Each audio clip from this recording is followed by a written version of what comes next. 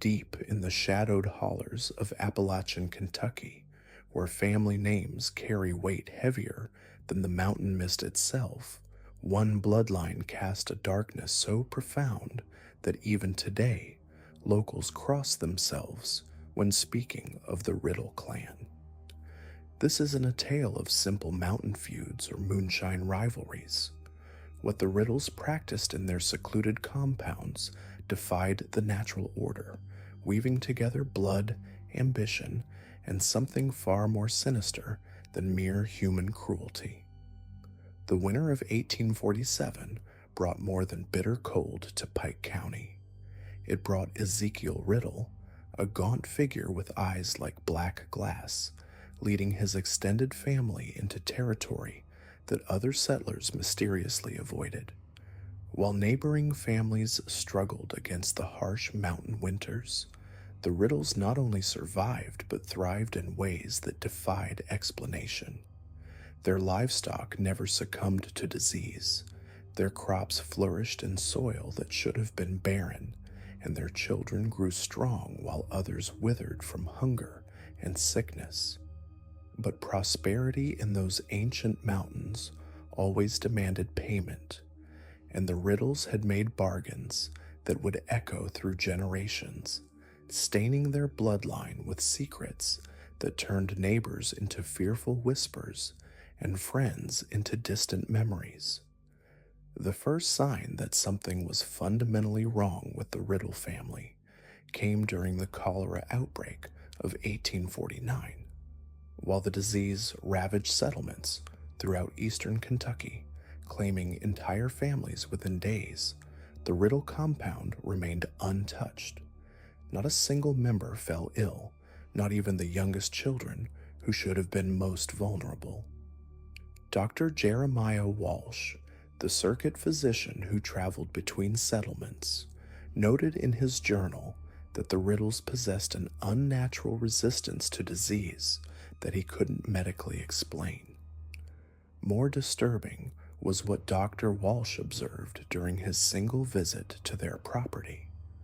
The Riddle children, he wrote, displayed an intelligence that seemed far beyond their years, speaking with the vocabulary and mannerisms of adults. They moved with an eerie coordination, often finishing each other's sentences or performing tasks in perfect synchronization without apparent communication. Most unsettling of all, they showed no fear of death or injury, handling dangerous tools and venomous creatures with a casual indifference that made the doctor's skin crawl. Ezekiel Riddle himself was an enigma wrapped in mountain folklore. Standing nearly 7 feet tall, with unnaturally pale skin that seemed to absorb rather than reflect light, he possessed a presence that made even hardened frontiersmen uncomfortable. His voice carried an odd quality, described by those who heard it as sounding like multiple people speaking in perfect unison. When he spoke, which was rare, his words seemed to bypass the ears and resonate directly in the listener's chest, creating an almost hypnotic effect that left people agreeing to things they later couldn't remember discussing. The family's wealth grew at an impossible rate. Within 3 years of their arrival, the Riddles controlled more land than families who had been in the region for decades. They acquired property through a series of transactions that upon later examination made little sense. Deeds were signed by sellers who claimed no memory of the negotiations. Payments were made in gold coins that local banks couldn't identify, and surveys revealed that some of the land they claimed ownership of didn't appear on any official maps. Their mining operations produced ore of unusual quality and quantity. The silver they extracted from their claims was purer than anything geologists had seen, and their coal burned with an intensity that made it highly sought after despite its tendency to produce flames that flickered in unnatural colors. Railroad companies paid premium prices for Riddle coal, though engineers reported that locomotives fueled with it sometimes traveled faster than their boilers should have allowed, and the smoke it produced formed shapes that passengers swore resembled human figures writhing in the air. The Riddle family structure defied conventional understanding. Ezekiel appeared to be the patriarch, but careful observers noted that decision-making within the clan followed patterns that made no logical sense. Sometimes children would issue commands that adults would follow without question, and occasionally family members would defer to empty chairs during meetings, nodding and responding to conversations that only they could hear. Their religious practices, if they could be called that, involved gatherings in a stone circle they had constructed in a clearing behind their main house. These ceremonies took place exclusively during the new moon, when the darkness was complete. Neighbors reported seeing strange lights emanating from the Riddle property on these nights, not the warm glow of fires or lanterns, but cold, blue-white illumination that seemed to pulse with a rhythm like a massive heartbeat. The few individuals brave enough to venture close to the Riddle compound during these gatherings described hearing voices chanting in a language that didn't resemble any known dialect. The words seemed to carry physical weight, pressing against the listeners' chests and creating sensations of vertigo and nausea. More disturbing were reports of additional voices joining the chant, far more than the number of family members present, as if the very air was participating in their ritual. Local wildlife exhibited strange behavior around Riddle property. Hunting dogs refused to track game past certain boundaries, often whimpering and backing away from invisible barriers. Birds avoided flying over their land, creating a noticeable gap in migration patterns that ornithologists couldn't explain. Even insects seemed to shun the area, leaving an unnatural silence that made visitors acutely aware of their own heartbeat and breathing. The family's interactions with the outside world followed strict patterns that became more apparent over time. They conducted business exclusively on specific days of the lunar cycle, never on Sundays, and never during thunderstorms. They paid for goods and services with coins that, while accepted without question at the time of transaction, were later found to be made of metals that didn't match any known currency. Some merchants reported that these coins would disappear from their cash boxes overnight, leaving behind only circular burn marks on the wood. Children from neighboring families began experiencing shared nightmares after any contact with the Riddles. These dreams invariably featured the same imagery: vast underground chambers filled with symbols that hurt to look at directly, voices speaking promises in exchange for unnamed favors, and the sensation of being watched by something vast and patient that existed just beyond the edge of perception. Parents noticed that children who had these dreams would sometimes wake up speaking words in the same unknown language heard from the Riddle gatherings. The Riddle women, who rarely left the family compound, possessed an otherworldly beauty that men found both captivating and deeply unsettling. They moved with a fluid grace that seemed to defy natural physics, their feet barely seeming to touch the ground. Their eyes held depths that suggested they were seeing far more than what was immediately present, and their smiles conveyed knowledge of secrets that mere mortals weren't meant to understand. When they did venture into settlements for supplies, the Riddle women had an uncanny ability to know things about people they had never met. They would casually mention the names of deceased relatives, reference private conversations, or describe events that had occurred in the privacy of people's homes. This knowledge was never used maliciously, but rather presented as casual conversation, making it all the more unnerving for those who realized they were speaking with someone who shouldn't have access to such intimate details of their lives.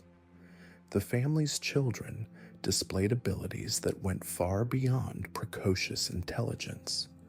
They could predict weather changes days in advance with perfect accuracy, find lost objects regardless of where they were hidden, and communicate with each other across impossible distances. Most remarkably, they seemed to age at an inconsistent rate, sometimes appearing to grow years older in a matter of months, while at other times remaining unchanged for extended periods. Local records from the period show an unusual pattern of deaths and disappearances in the areas surrounding Riddle property. While never directly linked to the family, the statistics were troubling. Young adults would vanish without explanation, leaving behind personal belongings arranged in neat piles as if they had simply stepped out of their clothes and walked away. Search parties would find tracks leading toward Riddle Land, but these trails would invariably end at the property line as if the person had been lifted into the air. More disturbing were the survival stories. Individuals lost in the mountains during harsh weather would sometimes return days later, claiming to have been sheltered by the Riddles. Their accounts were remarkably consistent. They remembered being led to a warm, comfortable building that was much larger inside than outside, being given food that satisfied hunger in ways that normal sustenance couldn't, and participating in conversations that seemed to last for hours, but covered topics they couldn't quite recall. These rescued individuals invariably returned changed. Their families noticed subtle alterations in personality, new knowledge of skills they had never learned, and an unsettling tendency to know things about distant events before news could travel through conventional means. Most disturbing was their apparent inability to age normally, remaining youthful for years beyond what should have been possible, while their eyes acquired the same dark depths that characterized the Riddle family. The influence of the Riddle clan extended into the economic and political structures of the region in ways that weren't immediately apparent. Decisions made by local officials often seemed to benefit Riddle interests, even when those officials claimed no memory of considering such policies. Land disputes were resolved in their favor through legal mechanisms that lawyers couldn't fully explain, and business competitors found themselves facing inexplicable setbacks that forced them to sell their interests to Riddle representatives. Railroad development in the region followed routes that made little engineering sense, but consistently improved access to Riddle properties. Mining claims were approved through processes that bypassed normal regulatory procedures, and survey teams reported finding geological formations that didn't match their maps, as if the landscape itself was shifting to accommodate Riddle expansion. The family's correspondence with outside entities, discovered decades later in various archives, revealed connections to individuals and organizations throughout the country. These letters, written in the same elegant script, regardless of which family member had supposedly authored them, discussed business arrangements, philosophical concepts, and references to practices that seemed to blend ancient traditions with emerging industrial technologies. Most intriguing were coded passages that appeared in multiple letters, suggesting a network of individuals who shared knowledge and possibly practices with the riddles. These codes, when partially deciphered by modern cryptographers, revealed discussions of bloodline preservation, territorial expansion, and something referred to only as the Awakening, which seemed to be a long-term project spanning multiple generations. The Riddle family's relationship with time itself appeared to be fundamentally different from normal human experience. Visitors to their property reported that hours could pass in what felt like minutes, while brief conversations seemed to stretch for days. Clocks and watches would malfunction in their presence, running either impossibly fast or stopping altogether, and calendars in their possession showed dates that didn't correspond to any known system. This temporal distortion extended to their business dealings. Contracts were dated years in advance, payments were made for services not yet rendered, and they seemed to have knowledge of events that wouldn't occur for months or years. Railroad schedules would be adjusted to accommodate Riddle shipments before the family had officially requested transportation, and merchants would prepare orders for goods that the Riddles hadn't yet commissioned. The family's knowledge of mining and metallurgy surpassed anything that formal education could have provided.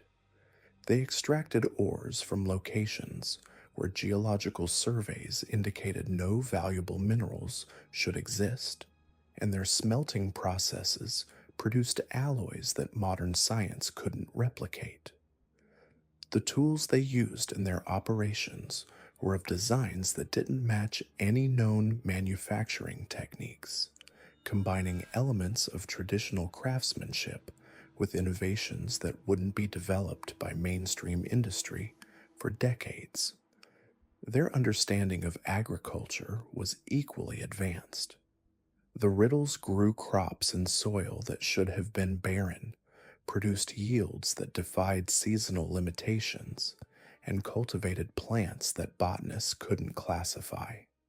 Seeds from their gardens, when planted elsewhere, would either fail to germinate or produce specimens that bore no resemblance to the parent plants.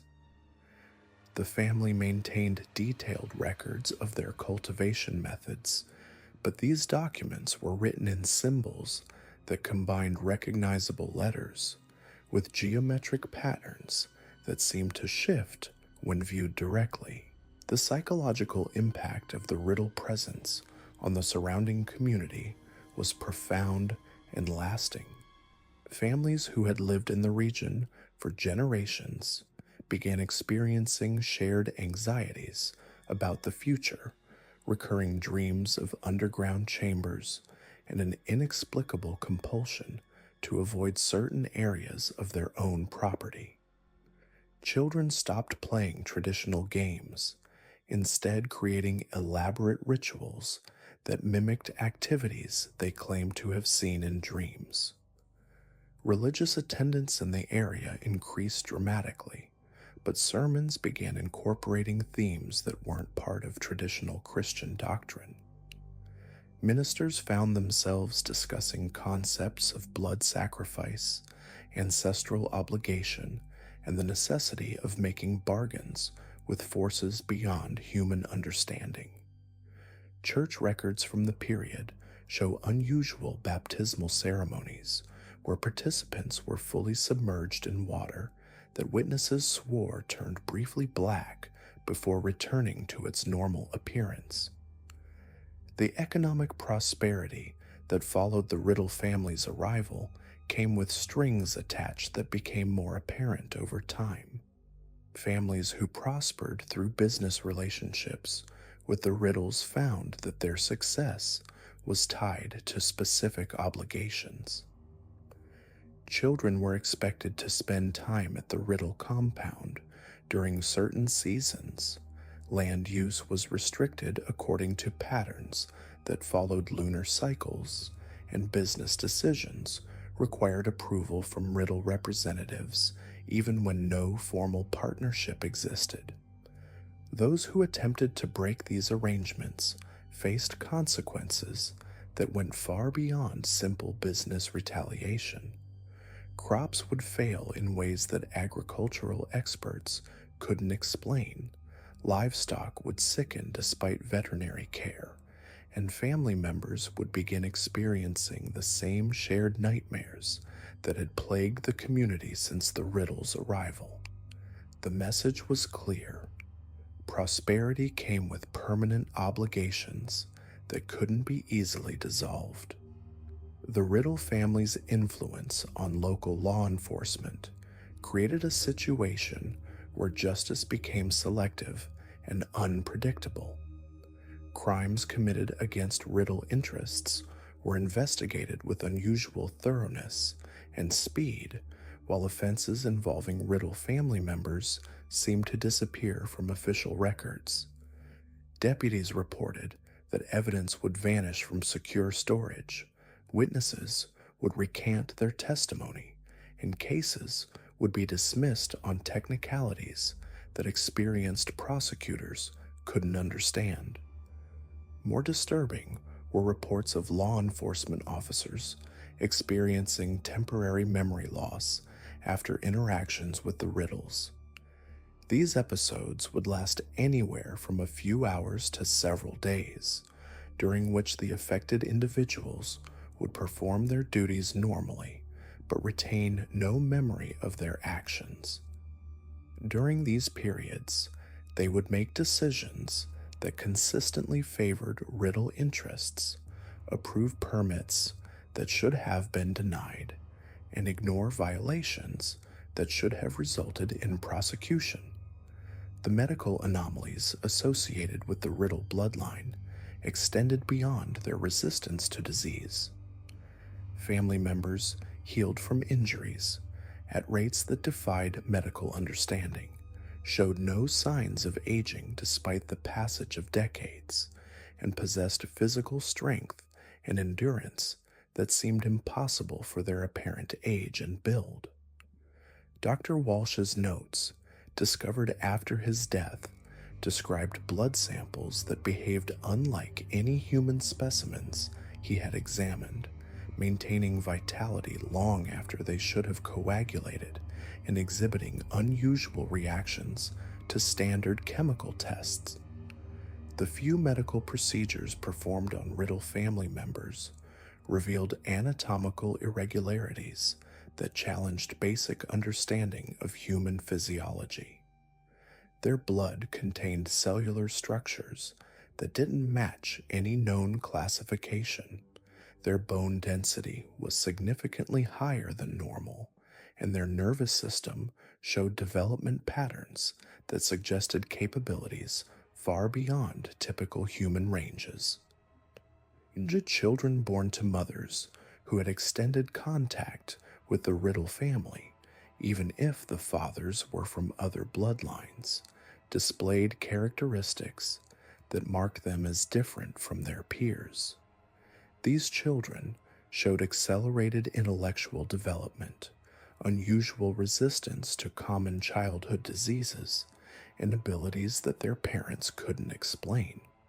Most notably, they seemed to possess an instinctive understanding of the same unknown language that was heard during Riddle ceremonies, often speaking words and phrases that they claimed to have learned in dreams. The architectural features of Riddle buildings defied conventional construction techniques and challenged basic principles of engineering. Their structures were larger inside than their external dimensions should have allowed, contained rooms with no apparent means of access, and incorporated materials that couldn't be identified by contemporary builders. The stone used in their construction wasn't quarried from any local sources, and the mortar between blocks contained substances that gave it properties unlike any known building material. Windows in Riddle buildings showed views that didn't correspond to their actual locations, sometimes displaying landscapes that existed hundreds of miles away, or scenes that seemed to depict the same locations at different times of day simultaneously. Doors would open to rooms that had different dimensions depending on who was entering, and staircases would lead to different destinations based on the time of day or phase of the moon. The acoustic properties of these buildings were equally unusual. Conversations held in whispers could be heard clearly from distant rooms, while shouting might be completely inaudible to someone standing nearby. The winter of 1902 brought something far more sinister than snow to the mountains surrounding the Riddle homestead. That November, 3 separate incidents occurred within a 7-mile radius that would forever cement the family's reputation as something beyond human understanding. First came the discovery of livestock arranged in perfect geometric patterns across frozen fields. Their blood drained so completely that veterinarians found their organs crystallized like ice sculptures. Then the Henderson twins, aged 12 and 14, vanished while collecting firewood, only to reappear 3 days later, speaking in unison and possessed of mathematical abilities that confounded university professors. Finally, the most disturbing event of all, 17 pocket watches belonging to different families throughout the region stopped simultaneously at 11:47 p.m. on November 13th, the exact moment witnesses reported seeing strange lights dancing above the Riddle property like aurora borealis made of blood. What had begun as whispered suspicions now transformed into documented evidence of something profoundly unnatural. Local physician Dr. Edmund Cartwright, a man of science and skeptical disposition, began keeping meticulous records after treating his 7th patient exhibiting symptoms he could not explain. These individuals, all of whom had encountered Riddle family members in the weeks prior, displayed identical manifestations. Pupils that dilated in response to lunar phases rather than light, skin that registered temperatures several degrees below normal, and most unnervingly, the ability to remain conscious and articulate while their pulse rates dropped to levels that should have resulted in death. The Riddles themselves seemed to revel in the growing unease. Rather than retreating further into isolation, they began appearing more frequently in town, their presence accompanied by increasingly bizarre phenomena. Clocks would run backward in their vicinity, milk would spoil instantly in their presence, and dogs would fall silent whenever they approached, not in fear but in what appeared to be reverence. Children especially seemed drawn to them, often found hours later, playing elaborate games involving symbols carved into dirt and chanting in languages no adult could recognize. Josiah Riddle, now in his 60s, yet appearing decades younger, had developed a habit of visiting the local general store every Thursday at precisely noon. Store owner Marcus Feldman later wrote in his private journal that these visits were the most unsettling experiences of his life. Josiah would purchase seemingly random items, 13 candles of different colors, mirrors of specific sizes, salt that he insisted on tasting before buying, and various herbs that grew wild in the mountains. He paid exclusively in silver coins that appeared freshly minted, despite bearing dates from the previous century.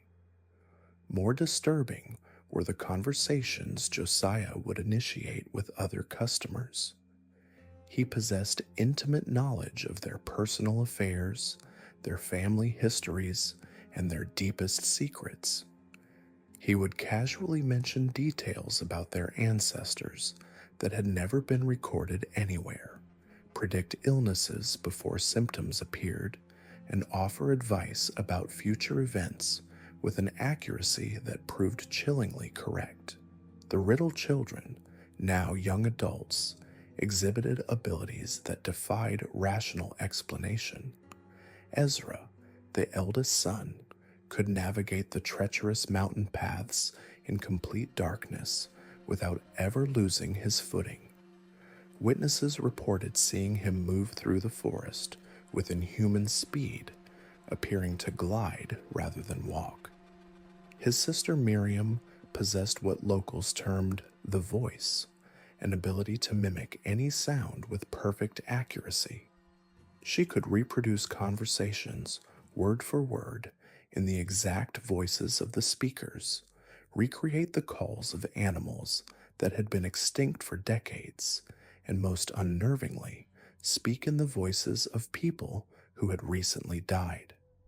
The youngest son, Caleb, demonstrated an affinity for finding things that others had lost. Not just misplaced objects, but abstract concepts, lost memories, forgotten dreams, abandoned hopes. People would seek him out when they couldn't remember important details from their past, and he would guide them through exercises that restored recollections with vivid, often overwhelming clarity. However, those who underwent these sessions reported that while they regained what they sought, they also recovered memories they had deliberately suppressed, traumas and shames they had spent years trying to forget. As the Riddle family's influence expanded, so did the strange occurrences throughout the region. Geological surveys revealed mineral deposits appearing overnight in locations where previous examinations had found nothing.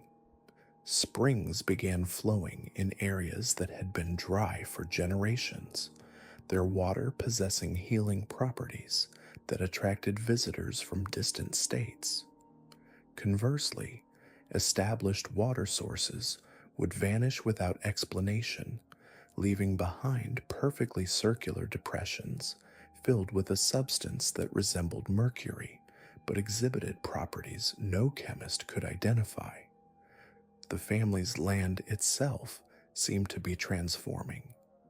Surveyors attempting to map their property reported that boundaries shifted between visits, with familiar landmarks disappearing and new topographical features emerging. Trees grew in impossible configurations, their branches intertwining in patterns that formed recognizable symbols when viewed from specific angles. Most disturbing were the sounds that emanated from beneath the ground, rhythmic tapping that followed mathematical sequences, low humming that resonated in frequencies that caused physical discomfort, and occasionally what sounded like muffled conversations in languages that predated any known human settlement in the region.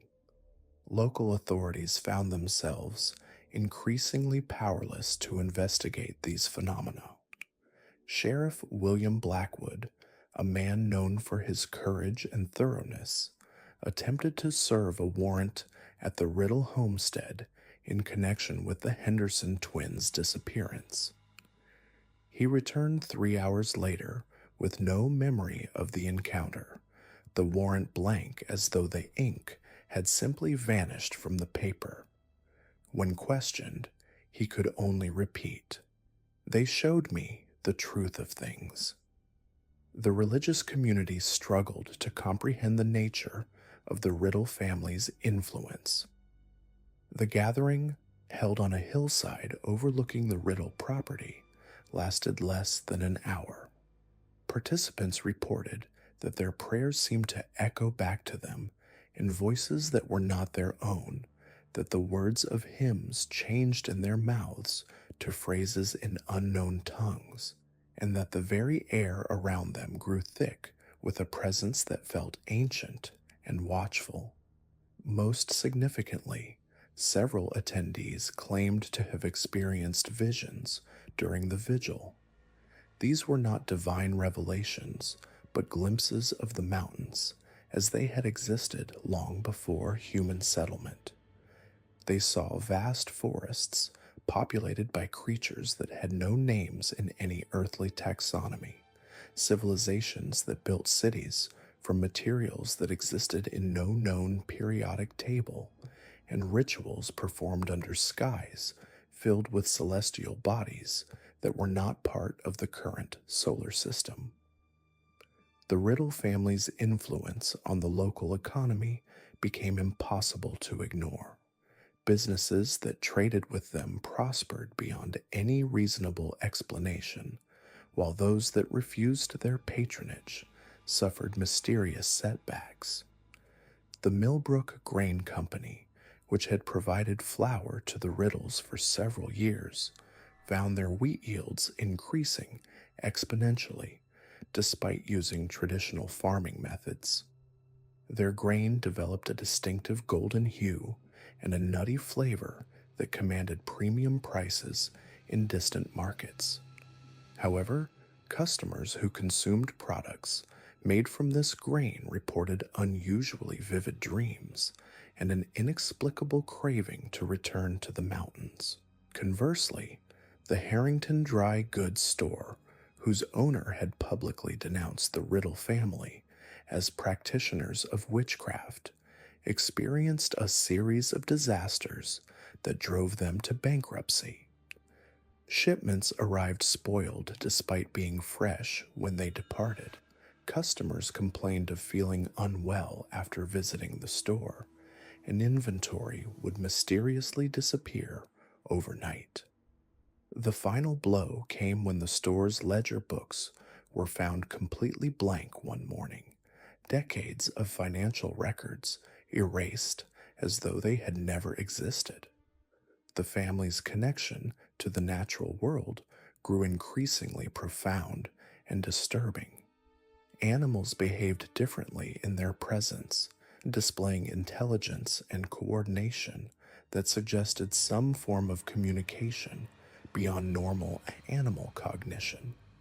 Flocks of ravens would gather when any Riddle family member traveled, following them like an aerial escort and occasionally forming patterns in the sky that resembled written characters. Wolves, normally solitary creatures, would assemble in packs specifically to observe the family from a distance, never approaching but always watching with an intensity that suggested they were serving as sentinels. More unnervingly, deceased animals would occasionally be found arranged in ceremonial patterns near the Riddle property. These were not the work of predators or scavengers, but careful arrangements that suggested ritual significance. The animals showed no signs of violence or disease. They appeared to have died peacefully and been positioned post-mortem in configurations that corresponded to astronomical events. During lunar eclipses, these arrangements would change overnight, the bodies repositioning themselves in new patterns that tracked the movement of celestial bodies with mathematical precision. The psychological impact of the Riddle family's presence extended far beyond their immediate neighbors. Traveling merchants, who spent even a single night in the region, reported dreams so vivid they felt more real than waking life. These dreams consistently involved ancient ceremonies, subterranean chambers filled with geometric symbols, and encounters with entities that appeared human but possessed a knowledge spanning millennia. Many merchants found themselves returning to the area repeatedly, drawn by a compulsion they could not explain, eventually abandoning their trade routes to settle permanently in the mountains. Children throughout the region began exhibiting behavioral changes that alarmed their parents. They would speak of invisible friends who taught them games involving complex mathematical concepts, draw pictures of symbols they claim to have learned in dreams, and demonstrate knowledge of local history that they could not have acquired through normal means. Most disturbing was their apparent ability to communicate with children from other families without speaking, using a system of gestures and expressions that adults could not decipher. The Riddle family's influence on time itself became increasingly apparent. Clocks throughout the region would synchronize to rhythms that had no correlation to standard temporal measurements. Sundials would cast shadows in impossible directions, and people began experiencing temporal disorientation, losing hours or gaining them without explanation. Some individuals reported living entire days that others had no memory of, while others found themselves missing time they were certain they had experienced. As the 19th century drew to a close, the Riddle family had transformed from mysterious newcomers to an integral part of the regional ecosystem. Their influence permeated every aspect of life in the mountains, from the geological formations that provided the foundation of the landscape to the psychological patterns that governed human behavior. They had become something more than human, less than divine, and entirely other than anything the world had previously known. The mountains themselves seemed to pulse with their presence, the ancient stones resonating with frequencies that spoke of knowledge accumulated over geological epochs. The winter of 1891 brought more than just bitter cold to the Kentucky hollows. It brought revelation. As the first generation of Riddle children reached maturity, the true scope of their family's otherworldly bargain began to manifest in ways that defied every natural law the mountain folk thought they understood. Local physician Dr. Elias Whitmore had served these remote communities for 37 years, delivering babies, treating injuries, and documenting deaths with meticulous care. His medical journal, discovered decades later in a sealed trunk, contained entries that would challenge the very foundations of medical science. The Riddle children, he wrote, possessed physiological anomalies that seemed to mock human biology itself. Their blood, when examined under his microscope, contained structures he described as geometric rather than cellular, perfect crystalline formations that pulsed with their own internal light, defying every principle of anatomy he'd studied at Johns Hopkins. More disturbing still, their wounds healed at rates that left him questioning his own sanity. Deep lacerations would seal themselves within hours, broken bones mended overnight, and illnesses that ravaged other families simply couldn't take hold in Riddle flesh. But it was young Tobias Riddle who first displayed the ability that would cement their reputation as something beyond human comprehension.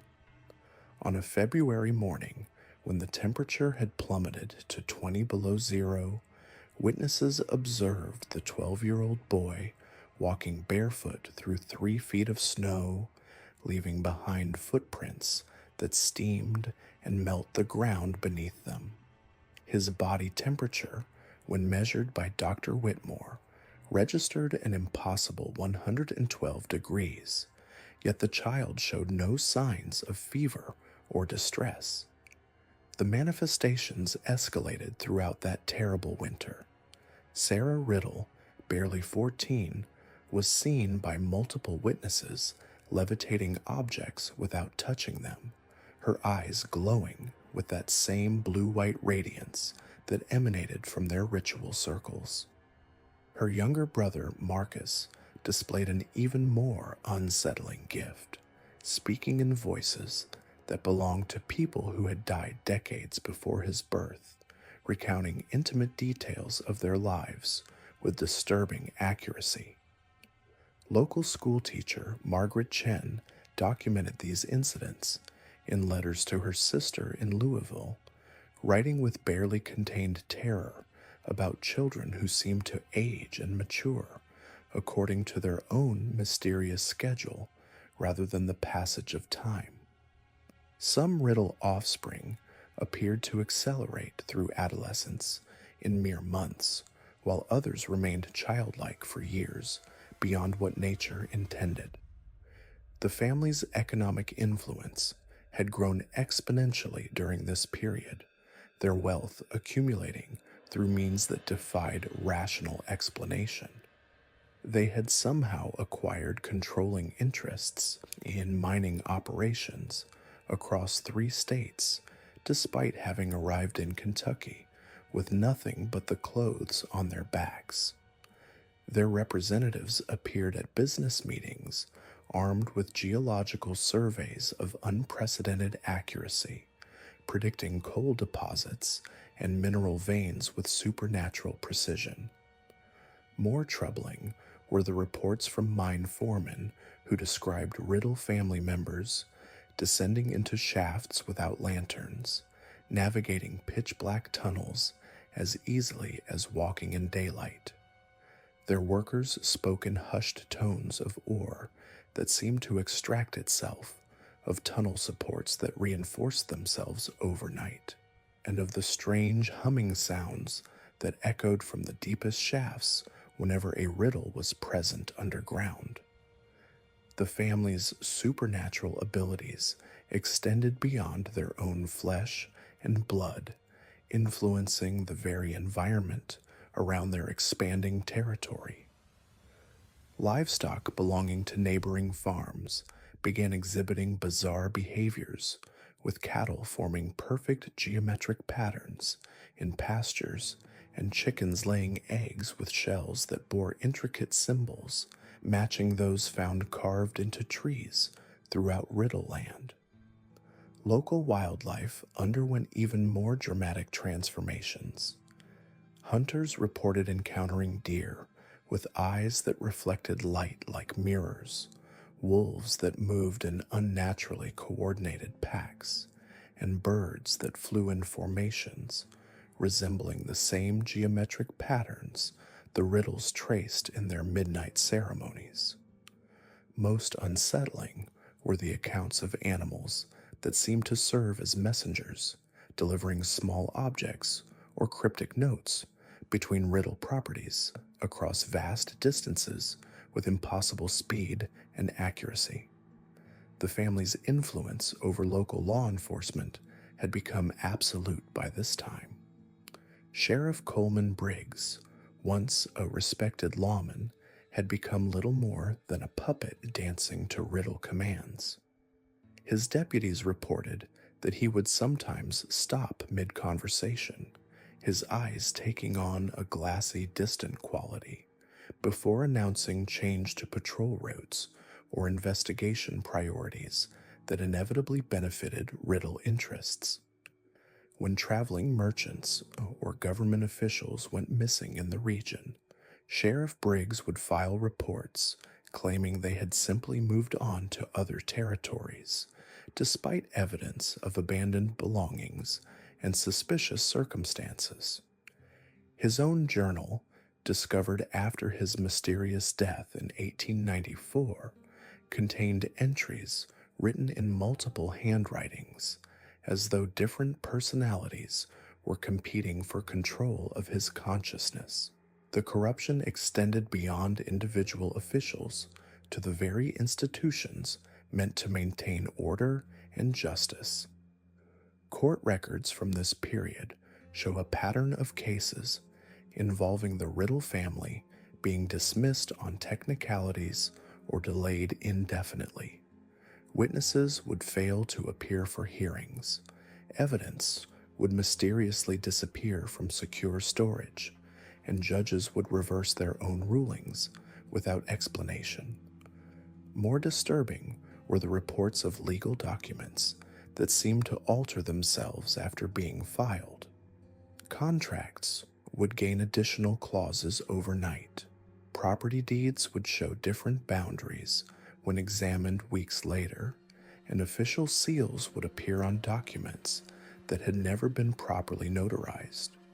Clerks and record keepers who attempted to investigate these anomalies invariably suffered accidents or sudden illnesses that left them unable to continue their work. The Riddle family's most audacious manipulation of the legal system came during the winter of 1892, when they faced charges related to the disappearance of a federal tax assessor.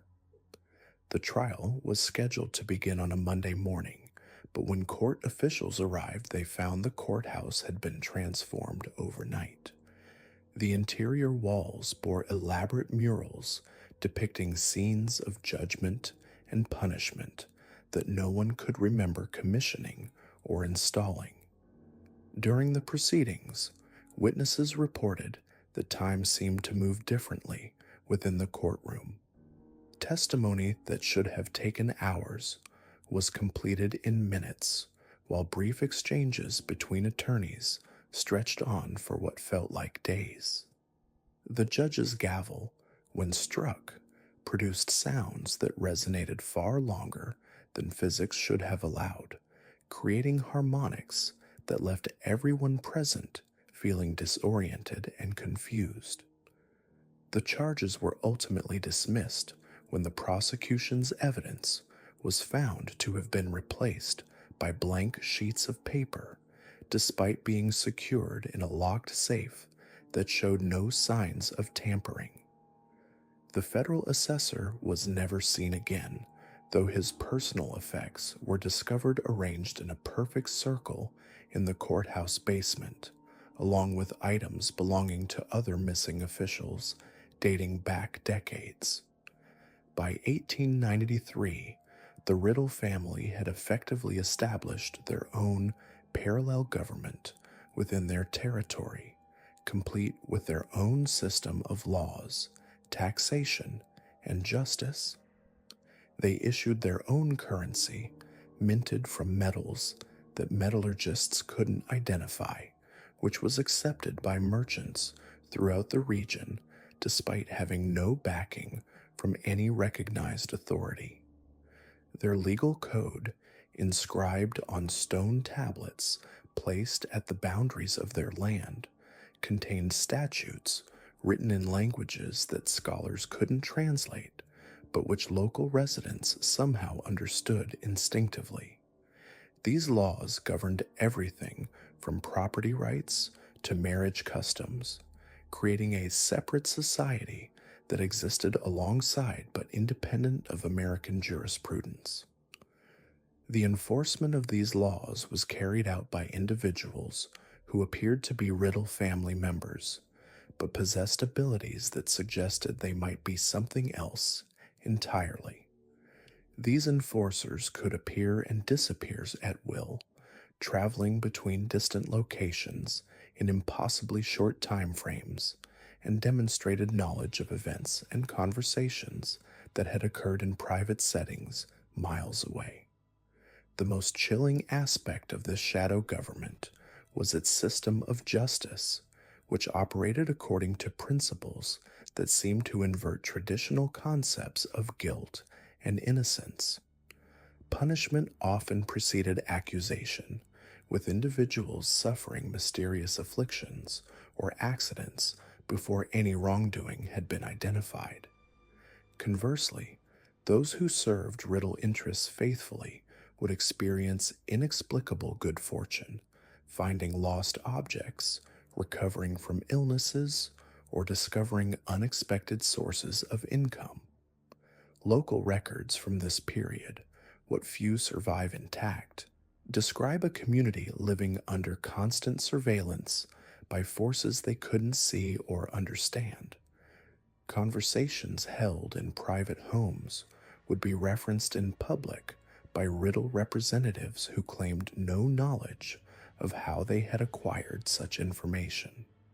Personal secrets would become common knowledge overnight while attempts to investigate or document Riddle activities would result in the mysterious disappearance or corruption of evidence. The family's ability to manipulate information and memory became increasingly sophisticated as their power grew. Newspaper articles critical of their activities would be found altered when readers returned to them days later, with positive coverage replacing negative reports so seamlessly that many questioned their own recollections.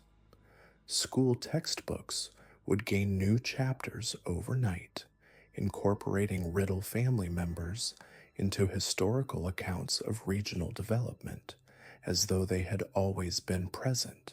Most disturbing were the reports of individuals whose memories had been selectively edited, leaving them with detailed recollections of events that others insisted had never occurred. These affected persons would speak confidently about Riddle family members being present at community gatherings decades before the family's documented arrival, or describe business transactions that record keepers swore had never taken place. The psychological toll on the community was immense, as residents found themselves unable to trust their own perceptions or memories. Support groups formed spontaneously, with people gathering to compare their recollections and attempt to distinguish between authentic memories and implanted ones. These meetings invariably dissolved into confusion and paranoia as participants discovered fundamental disagreements about basic facts of their shared history. Dr. Whitmore's medical practice became an informal refuge for those suffering from what he termed cognitive displacement, though his treatments proved largely ineffective against afflictions that seemed to operate outside the boundaries of known psychology. His notes describe patients who would arrive with one set of symptoms and leave with completely different conditions, as though their very ailments were subject to the same reality-warping influence that surrounded all Riddle activities. The winter of 1894 marked a turning point in the family's relationship with the surrounding community, as their supernatural abilities reached a crescendo that could no longer be ignored or rationalized away. On the night of the winter solstice, every clock in a 50-mile radius stopped simultaneously at exactly midnight, remaining frozen for precisely 7 hours before resuming their normal function. During those 7 hours of temporal suspension, witnesses reported seeing figures moving through the landscape with impossible speed, leaving trails of blue-white light that lingered in the air long after they had passed. Buildings appeared and vanished, entire sections of forest rearranged themselves, and the very geography of the region seemed to shift and flow like liquid. When time resumed its normal flow, residents emerged to find their world subtly but fundamentally altered. Roads led to destinations they had never connected before. Familiar landmarks bore inscriptions in unknown languages, and the night sky displayed constellations that astronomers insisted couldn't exist at that latitude and season. The Riddle family's transformation of their adopted homeland was now complete, but the cost of their otherworldly bargain was becoming increasingly apparent. The entity or force they had awakened through their rituals was no longer content to remain hidden in the depths of the earth, and its influence was spreading far beyond the boundaries of their original territory. Reports began filtering in from neighboring counties of similar anomalies. Livestock born with impossible anatomical features, mining accidents that defied physics, and families whose members displayed abilities that challenged the very definition of human. The contagion of supernatural transformation was spreading, carried by winds that smelled of copper and earth, by water that reflected lights from skies that weren't there, and by travelers who returned from Riddle territory forever changed by what they had witnessed. The ancient force the Riddles had disturbed was awakening fully, and the consequences would soon extend far beyond the remote hollows of Appalachian Kentucky. The truth about the Riddle family's influence extends far beyond their mountain compound. By the early 1900s, their supernatural corruption had begun spreading through the very fabric of Appalachian society, seeping into institutions that decent folk trusted. What happened next reveals how darkness doesn't simply conquer through force. It infiltrates, it corrupts from within, and it transforms the guardians of justice into something unrecognizable. Sheriff Marcus Whitmore of Pike County, who had been preparing to lead a raid on the compound, was found in his office speaking to empty air in a language no one recognized. His deputies reported that he would spend hours staring at blank walls, occasionally writing detailed reports about conversations that never occurred. When pressed about his condition, Whitmore would smile with eyes that reflected light, like an animal's, and insist he was receiving instructions from higher authorities. Deputy Samuel Hartwell, who had witnessed several of the Riddle children's impossible abilities, began experiencing what his wife described as walking nightmares. He would patrol the county roads at night, but instead of following established routes, he seemed drawn to specific locations where he would stand motionless for hours. Local residents reported seeing him in 3 different places simultaneously, each figure moving with the same mechanical precision. His patrol logs from this period contained entries written in his handwriting, but describing events that defied physical laws. One entry, dated October 13th, 1904, reads, "Observed sunrise at midnight. Shadows walking upright. The stones remember everything we've forgotten." Federal Marshal Thomas Brennan, sent from Washington to investigate the growing chaos, lasted exactly 7 days. His body was discovered 3 miles from the Riddle compound, unmarked but drained of all blood. More disturbing was the discovery that his service revolver had been modified with symbols carved into the metal that seemed to shift and change when viewed directly. But the Riddle's corruption of law enforcement was merely the beginning. Their influence spread through mechanisms that challenged the very nature of cause and effect. The town of Millbrook, population 847, experienced what historians now call the Civic transformation between 1905 and 1908. It began when Mayor Jonathan Creed announced the establishment of new municipal policies that no one could later recall him proposing. Town meetings were held regularly, but attendees would leave with no memory of what had been discussed, only a vague sense of having agreed to important changes. The minutes from these meetings, when they could be found, were written in multiple hands and contained decisions that seemed to contradict basic principles of governance. Citizens were required to provide monthly contributions to the town's Vitality Fund, though no one could explain what this fund supported. Those who complied reported feeling increasingly drained and listless, while those who refused experienced escalating misfortunes. Their livestock would sicken mysteriously, their crops would fail despite favorable conditions, and their children would suffer from nightmares so severe that several families abandoned their homes entirely. The town's records from this period reveal impossible population statistics.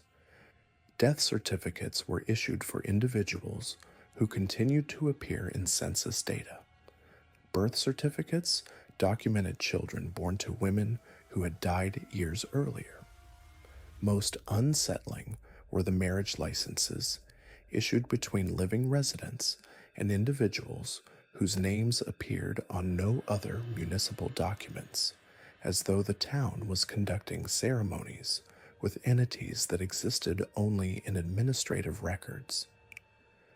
By 1908, Millbrook had developed its own currency, minted from an alloy that contained what metallurgists identified as human iron. The coins bore inscriptions in the same ancient script found throughout Riddle territory, and they reportedly felt warm to the touch, regardless of ambient temperature. Merchants who accepted these coins found their businesses thriving in ways that defied economic logic, but they also reported disturbing changes in their customer base. Regular patrons began appearing at unusual hours, making purchases with money that vanished from cash registers overnight, leaving behind only the strange warmth that indicated supernatural transaction. The transformation of regional commerce followed patterns that suggested coordination beyond human capability. Trading posts throughout 3 counties began stocking identical merchandise that no wholesaler claimed to distribute. These items, primarily tools and household goods, functioned normally but possessed subtle wrongness that users couldn't articulate. Knives that never dulled but left the cuts that healed strangely. Mirrors that reflected rooms accurately but showed shadows that moved independently. Clocks that kept perfect time but occasionally ran backward for precisely 13 minutes. These appeared spontaneously in clearings that had been empty the previous day, staffed by merchants whose faces no one could later recall clearly. They sold items that shouldn't have existed, photographs of people who had never been born, books written in languages that hurt to read, musical instruments that played melodies triggering involuntary memories of places the listener had never visited. Payment at these markets was never monetary. Instead, customers found themselves offering years of their lives, childhood memories, or the ability to experience specific emotions. Many who patronized night markets returned home unable to recall their own names or recognize their families, though they carried purchases that filled needs they hadn't realized they possessed. The judicial system experienced its own supernatural subversion. Judge William Ashford, who presided over the county court, began handing down sentences that bore no relationship to the crimes committed. Court stenographers recorded testimonies from witnesses who weren't present and documented evidence that couldn't be located in the physical world. Most disturbing were the cases involving the Riddle family directly.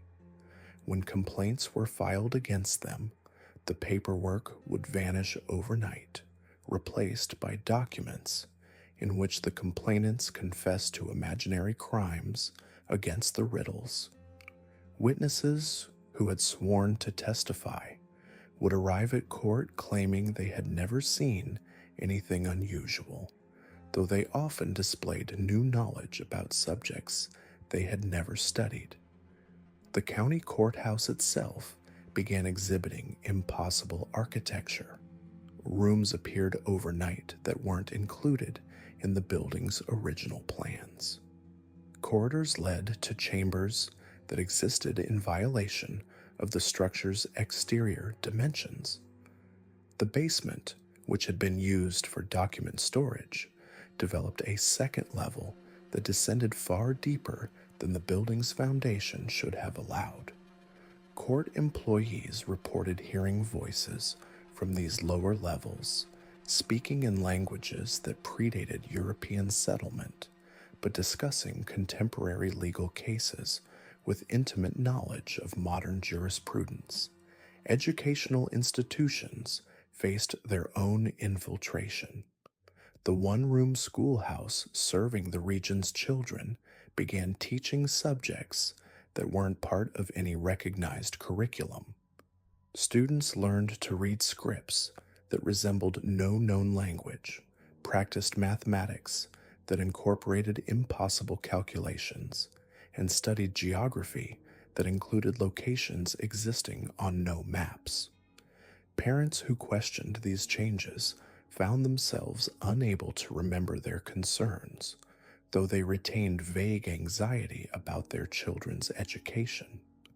The school children themselves displayed increasingly unusual abilities.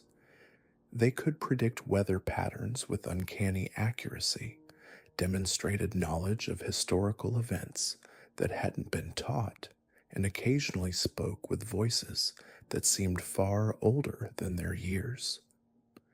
Several parents reported that their children had begun sleepwalking to the school building at night, where they would stand in the empty classroom until dawn, apparently listening to invisible instruction.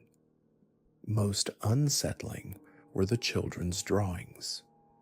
What had once been typical childhood artwork depicting homes, animals, and family members evolved into complex diagrams resembling architectural plans, star charts, and anatomical studies of creatures that didn't match any known species. When questioned about these drawings, the children would explain them with technical precision that suggested understanding far beyond their years, often incorporating terminology that linguists couldn't trace to any earthly source. The corruption of medical practice proved equally disturbing. Dr. Helena Morrison, the region's only trained physician, began treating conditions that didn't correspond to any known diseases. Her prescribed treatments included procedures that violated basic medical principles but reportedly produced effective results. Patients treated by Dr. Morrison during this period experienced rapid healing from injuries that should have been fatal, but they also developed peculiar side effects. Some gained the ability to see in complete darkness, but lost the capacity to recognize their own reflections. Others found that their blood had changed color or consistency, though they remained in apparent good health. Most disturbing were those who recovered from serious illnesses, but began aging at different rates, some appearing to grow younger, while others aged decades in a matter of months. The doctor's medical supplies came from sources she couldn't identify.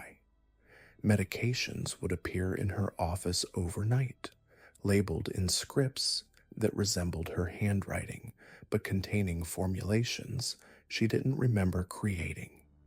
Her surgical instruments multiplied mysteriously, and she often found herself performing procedures using techniques she had never learned but executed with perfect precision. Religious institutions provided no sanctuary from the spreading corruption. The region's 3 churches each experienced similar transformations between 1907 and 1909. Sermons began incorporating theological concepts that didn't align with any established doctrine. Ministers preached about divine entities whose names appeared in no biblical texts, described creation myths that contradicted established religious teaching, and performed ceremonies that combined Christian ritual with practices that seemed to predate organized religion entirely. Congregations found themselves participating in services they couldn't later describe clearly. Hymns were sung in harmonies that human voices shouldn't have been able to produce. Prayers were offered to entities whose names caused physical discomfort to speak, and communion involved substances that tasted of copper and left stains on clothing that couldn't be washed away. The church buildings themselves underwent architectural changes that occurred overnight. Additional rooms appeared between existing spaces, containing altars carved from single blocks of stone that couldn't have been moved through the doorways. Windows developed stained glass images that shifted and changed when viewed from different angles, depicting scenes that seemed to show the same biblical stories, but with subtle wrongness that made viewers profoundly uncomfortable. Most disturbing was the discovery that all three churches' basements connected through tunnels that hadn't existed in the original construction. These passages led to a central chamber located somewhere beneath the geographic center of the region, where services were apparently held that combined elements from all three congregations.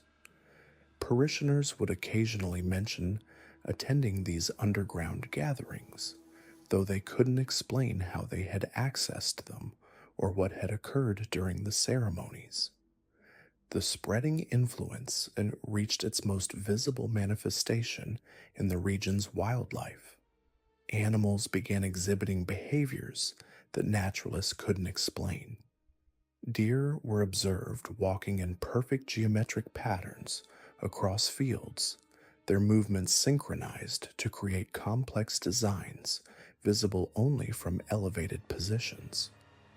Birds flew in formations that defied aerodynamic principles, creating shadows on the ground that resembled written text in the same mysterious script found throughout Riddle territory. Predators and prey species began coexisting in ways that violated natural instincts. Wolves and rabbits were seen gathered in the same clearings, not hunting or fleeing, but apparently engaged in some form of communication. Forest rangers reported discovering gatherings of dozens of different species arranged in circles around objects that couldn't be identified but radiated warmth and emitted sounds just below the threshold of human hearing. Domestic animals experienced their own transformations. Livestock began producing milk and eggs with unusual properties. Milk from affected cows would remain fresh indefinitely, but cause disturbing dreams in those who consumed it.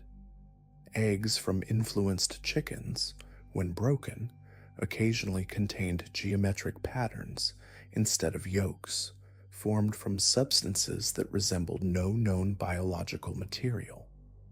Hunting dogs refused to track game in certain areas, instead leading their owners to locations where they would dig frantically in the earth, sometimes uncovering objects that appeared to be tools or weapons crafted from materials that couldn't be identified. These artifacts were reportedly warm to the touch and seemed to vibrate with internal energy, though they served no discernible purpose. The cumulative effect of these transformations was the creation of a region where natural law had become negotiable. Reality itself seemed to bend around the Riddle family's influence, creating pockets of existence where different rules applied.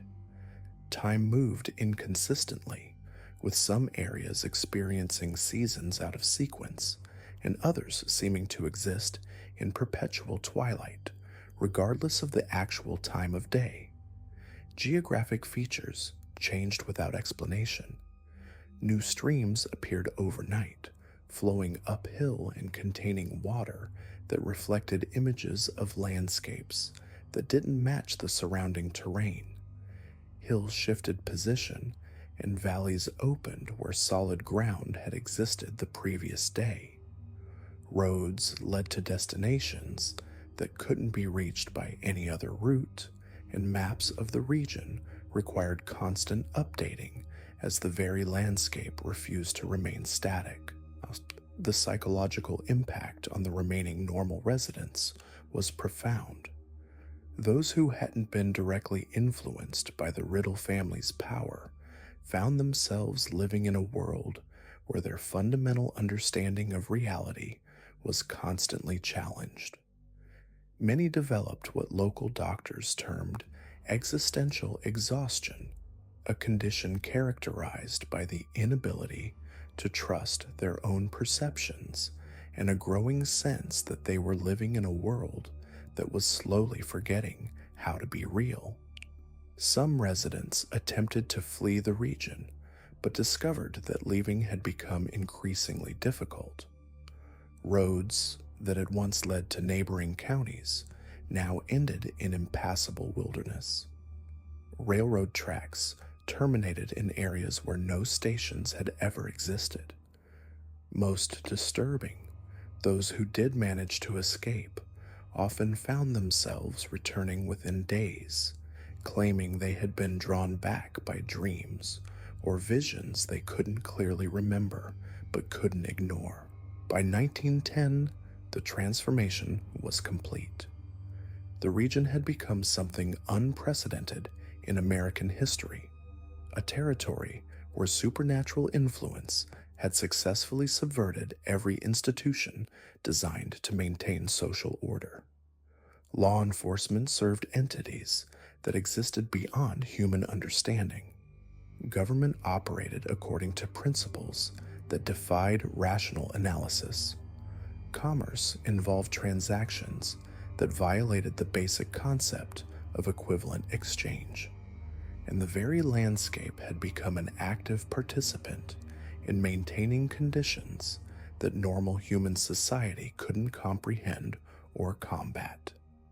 The Riddle family had achieved something that went beyond mere dominance. They had created a pocket of existence where their will had become indistinguishable from natural law, where their desires shaped reality itself, and where the boundary between the possible and impossible had been permanently erased. What they had awakened in 1847 had finally claimed its payment, not just individual lives or family bloodlines, but the very concept of rational existence within their sphere of influence.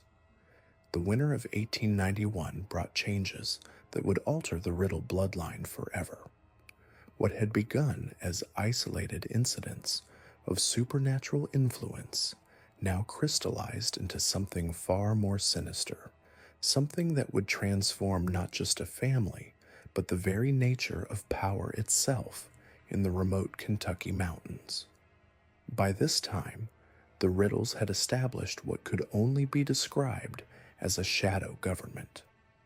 Their influence extended through 3 counties, their fingers reaching into every aspect of life, from mining operations to church pulpits.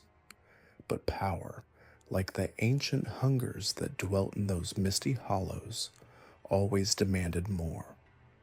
The first sign of what was coming appeared in the form of children born to Riddle bloodlines who displayed abilities that defied explanation. These weren't the subtle gifts of their parents, the uncanny business sense, or the strange resistance to disease. These children possessed something altogether more disturbing.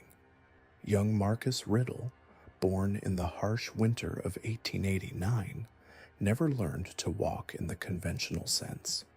Instead, at the age of 2, he simply began appearing in different locations throughout the family compound. His mother would put him down for a nap in his crib, only to find him moments later sitting calmly in the kitchen, or standing in the cellar, or sometimes discovered outside in the snow, always unharmed, always watching with those unnaturally dark eyes that seemed to contain depths no child should possess. His sister Catherine, 3 years younger, spoke her first words not in English, but in the same strange tongue the family used during their lunar ceremonies. More unsettling still, she spoke these words to invisible companions, carrying on lengthy conversations with entities only she could perceive. When questioned about her conversations, she would simply say she was talking to the ones who came before, the ones who were waiting, the ones who would come after. But it was the third child, little Samuel, who demonstrated the most disturbing ability of all. At the age of 5, during a family gathering, he approached his great-uncle Josiah, an elderly man who had been complaining of chest pains for weeks. The boy placed his small hand on the old man's chest, and something passed between them, something visible as a faint shimmer in the air. Josiah's color returned, his breathing eased, his pain vanished entirely. But Samuel collapsed immediately afterward, his small body racked with the same chest pains that had plagued his great-uncle. The family realized they were witnessing something unprecedented. The boy hadn't healed the old man, he had transferred the ailment to himself. Over the following hours, Samuel experienced every symptom Josiah had suffered, compressed into an agonizing few hours, before the condition simply vanished from his system as though it had never existed. Word of these children spread through the extended family network, drawing riddles from distant settlements back to the original compound. They came seeking answers, seeking to understand what their bloodline was becoming. What they found was a family that had moved beyond the boundaries of human experience entirely. The compound itself had changed. Buildings that had stood for decades now seemed to shift slightly when observed from the corner of one's eye. Rooms appeared larger from the inside than their exterior dimensions should have allowed. Shadows fell in directions that defied the position of the sun, and sounds carried in ways that violated the laws of acoustics. Elias Riddle, now in his 70s, but possessing the vitality of a man half his age, had become something that could barely be called human.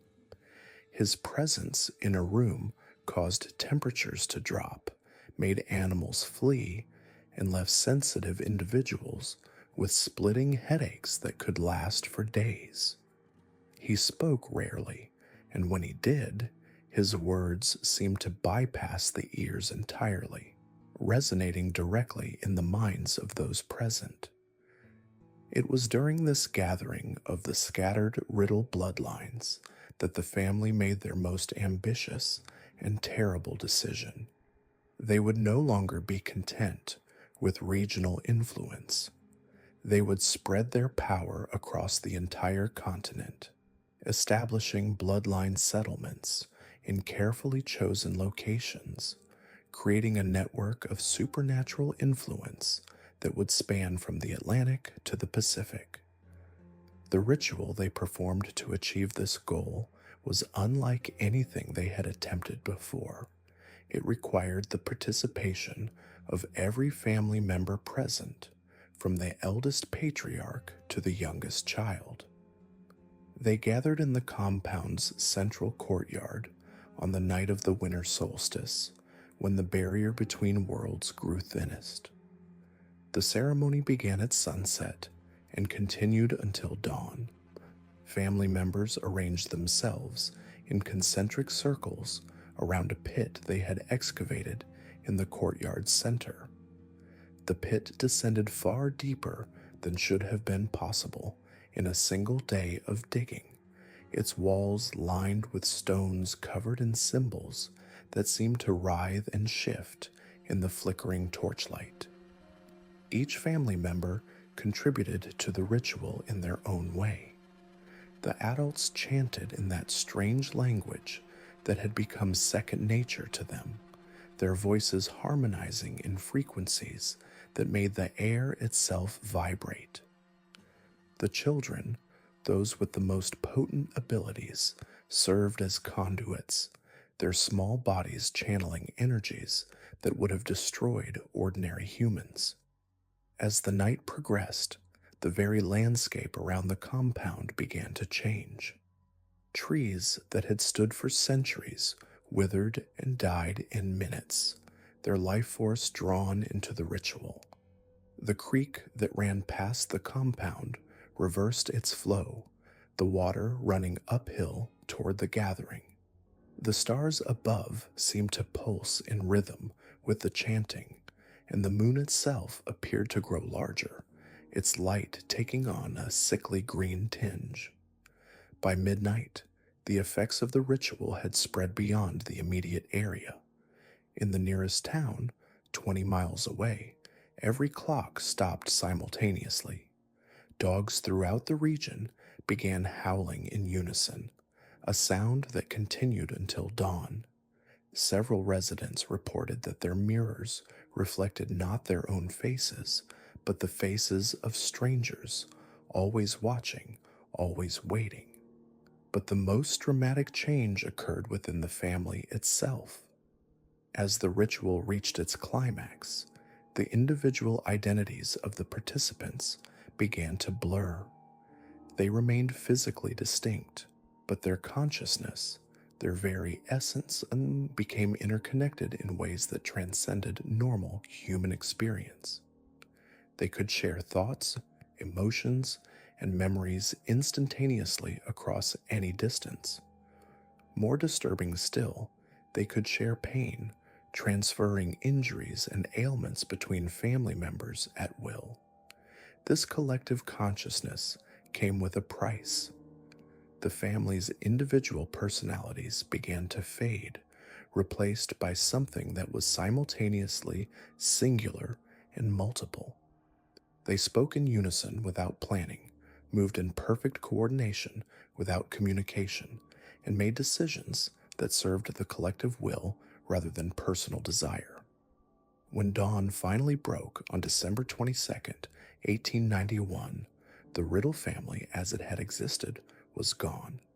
In its place stood something unprecedented in human history, a collective entity wearing human faces, possessing human bodies, but driven by hungers and ambitions that belonged to something far older and more alien than humanity itself.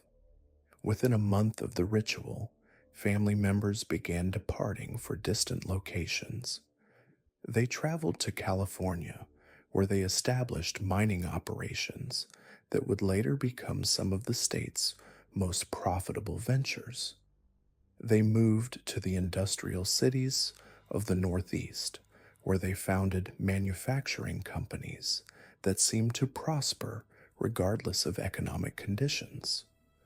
They settled in the wheat fields of the Midwest, where their farms produced yields that defied agricultural science.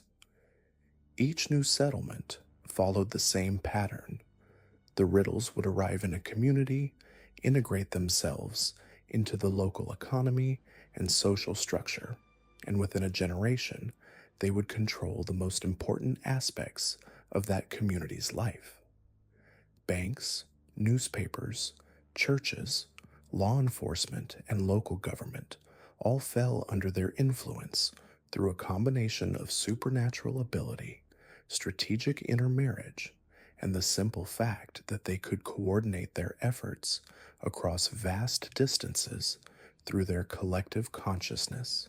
But perhaps the most insidious aspect of their expansion was how they reproduced their abilities in others.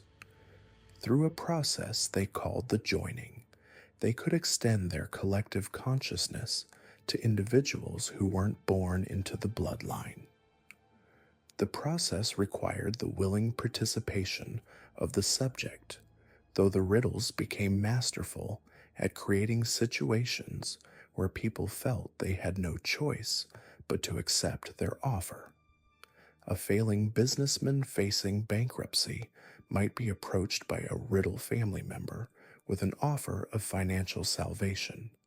A politician on the verge of a career-ending scandal might find a Riddle ally offering protection. A grieving parent might be promised reunion with a deceased child. The offers were always perfectly tailored to the individual's deepest needs and fears, and they always came with a price. The joining ceremony itself was deceptively simple. The subject would be brought to a private location, usually a basement or hidden room in a Riddle-controlled building. They would be asked to drink from a cup containing a mixture of their own blood and blood from multiple Riddle family members. The taste was described by those who survived the process as simultaneously sweet and metallic, like honey mixed with copper. The effects began within hours. The subject would first experience an overwhelming sense of belonging, as though they had finally found their true family. This was followed by a gradual awareness of the thoughts and emotions of other joined individuals.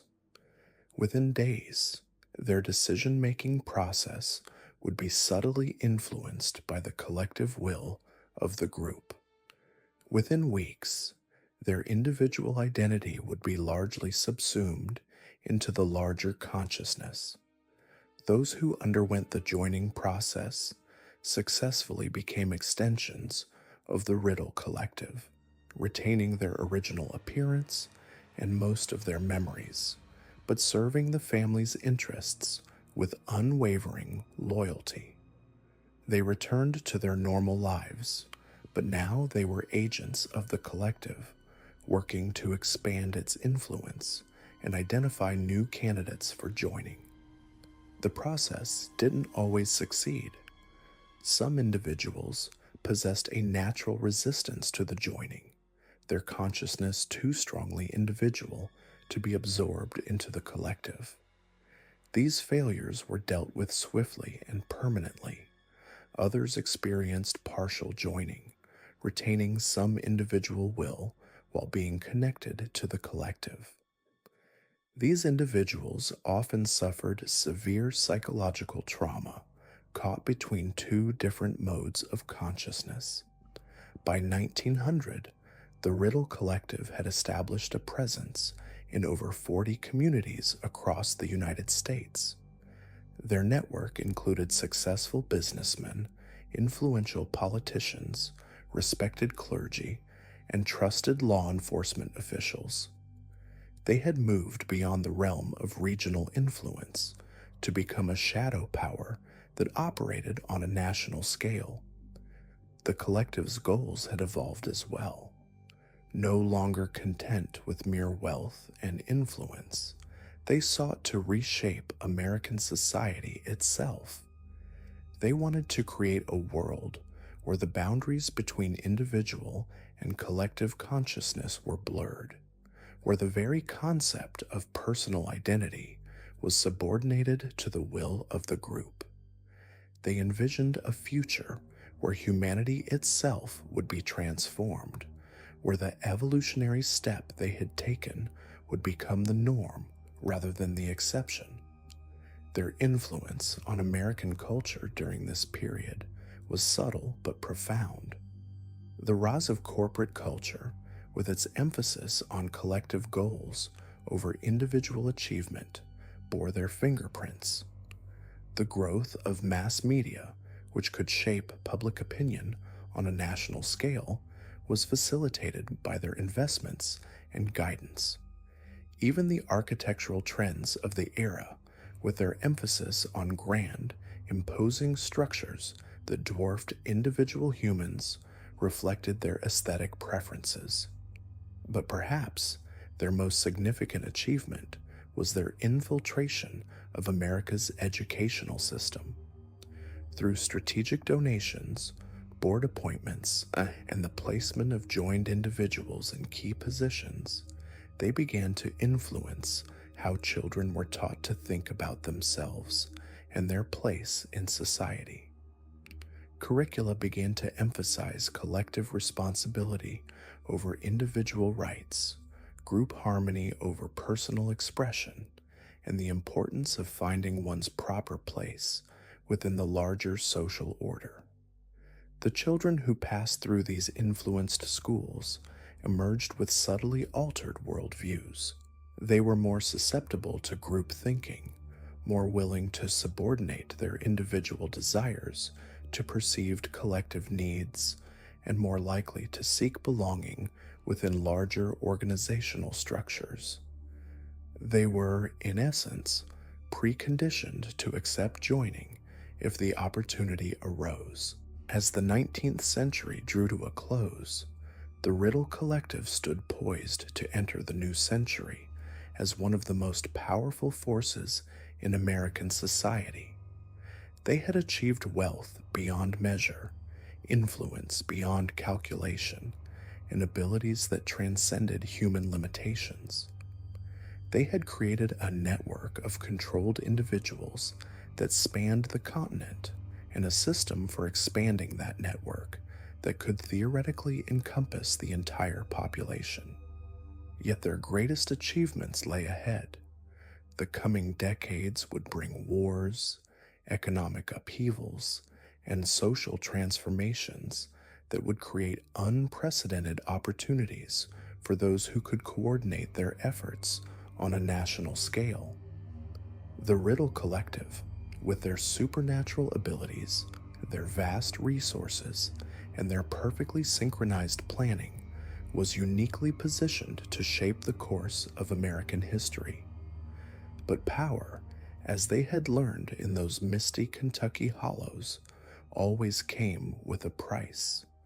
The hungers they had awakened, the entities they had bargained with, the fundamental alterations they had made to their own nature, all demanded payment.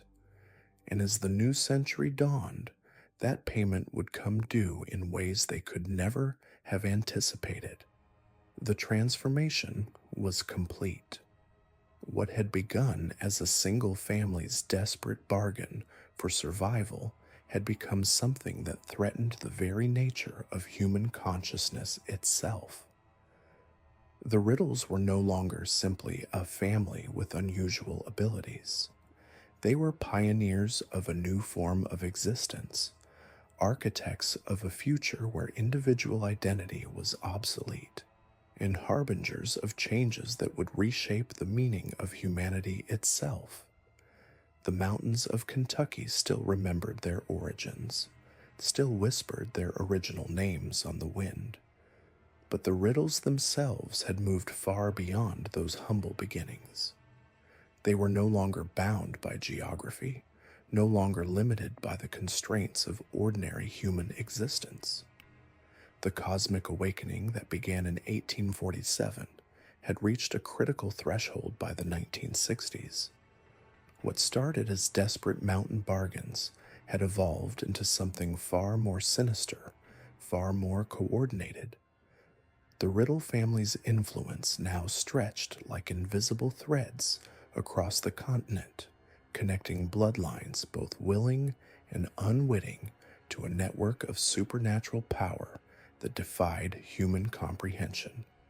By this time, the original Riddle homestead in Kentucky had become something that shouldn't exist. Visitors who managed to find the property, which appeared on no official maps and seemed to shift location depending on who was looking, described a place where the fundamental laws of reality bent to accommodate something ancient and hungry. The farmhouse itself appeared to breathe, its wooden walls expanding and contracting in rhythm with an unseen heartbeat. Windows reflected scenes from decades past, and doorways led to rooms that existed in different seasons simultaneously. But the true horror wasn't the physical manifestations. It was the realization that the Riddle network had infiltrated the deepest levels of American society.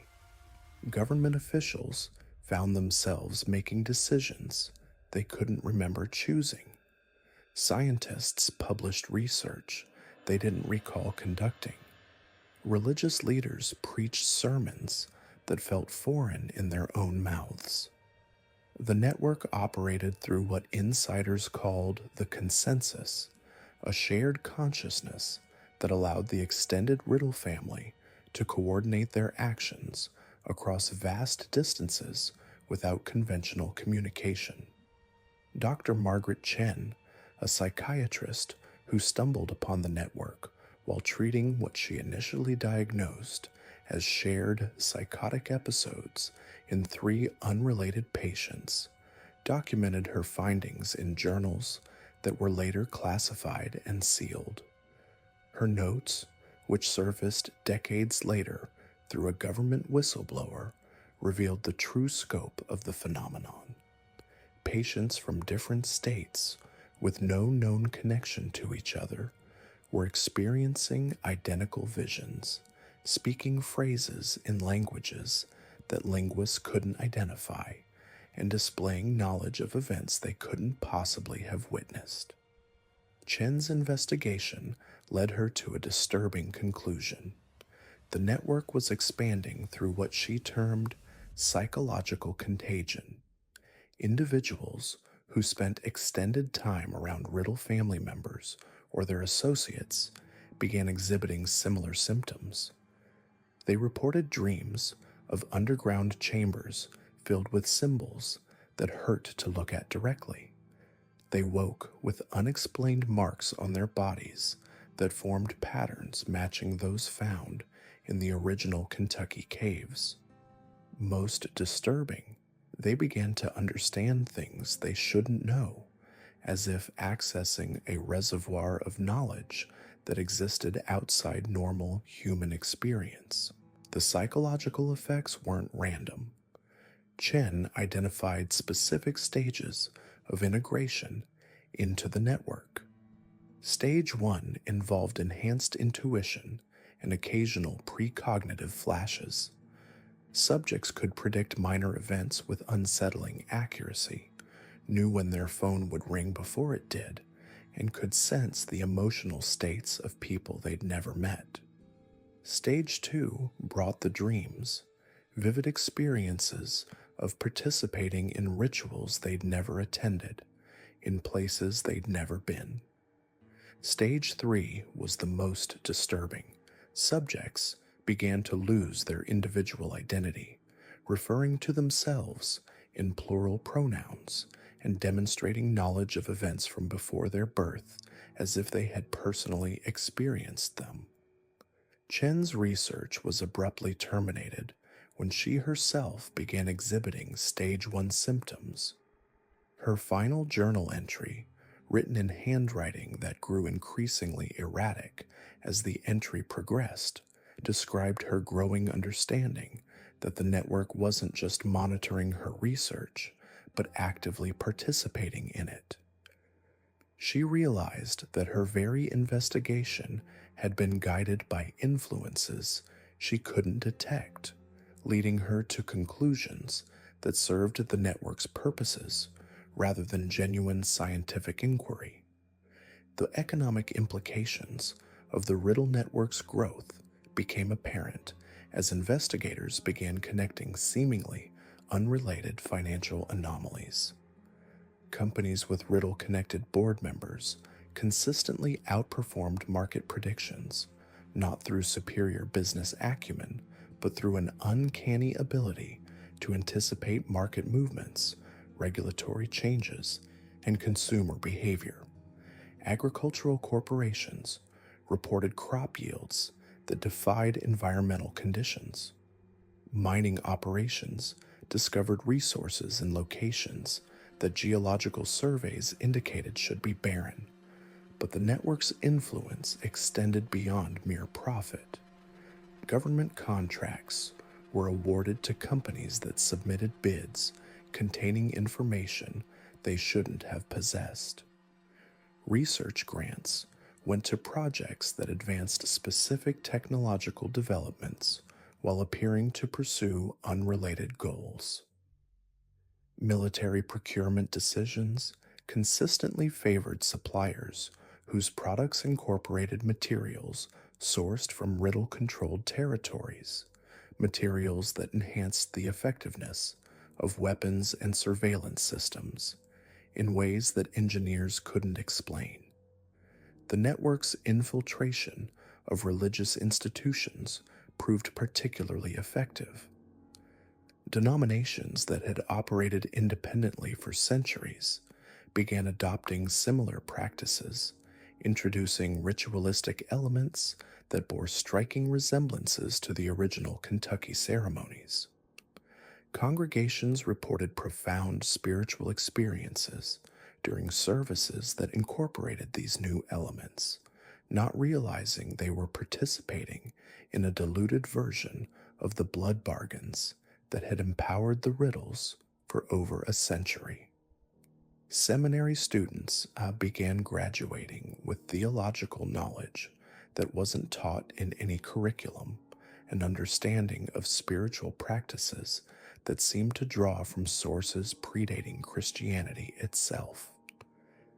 Ministers found themselves delivering sermons that felt inspired but contained subtle modifications to traditional doctrine, changes that gradually shifted their congregation's understanding of divine power and human obligation. The educational system proved equally vulnerable. Textbooks began including historical accounts that emphasized themes of sacrifice and collective consciousness. Literature curricula increasingly featured works that explored the blurring of individual identity and the power of ancient knowledge. Students reported dreams of participating in historical events they were studying, dreams so vivid they felt like memories. Universities, with Riddle-connected trustees, established new departments focused on consciousness studies, parapsychology, and anthropological research into what they termed indigenous wisdom traditions. These departments attracted brilliant minds who believed they were pursuing legitimate scientific inquiry, not realizing their research was advancing the network's understanding of how to expand its influence more effectively. The network's most insidious achievement was its penetration of mental health systems. Therapists began diagnosing conditions that required the treatments remarkably similar to the integration processes Chen had documented.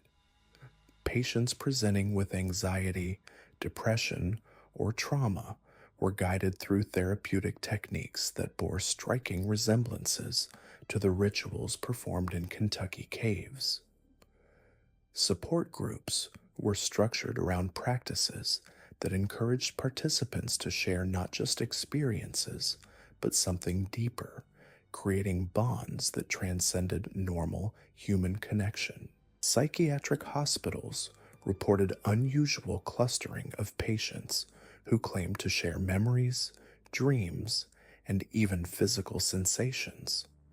Rather than treating these reports as symptoms of mental illness, staff members increasingly viewed them as evidence of expanded consciousness or spiritual awakening. Treatment protocols evolved to nurture rather than suppress these connections, unknowingly facilitating the network's expansion. The technological revolution of the 1970s and 1980s provided new vectors for the network's growth. Computer systems, designed by Riddle-influenced companies, incorporated architectural elements that somehow facilitated the consensus, allowing network members to maintain their shared consciousness even when separated by continents.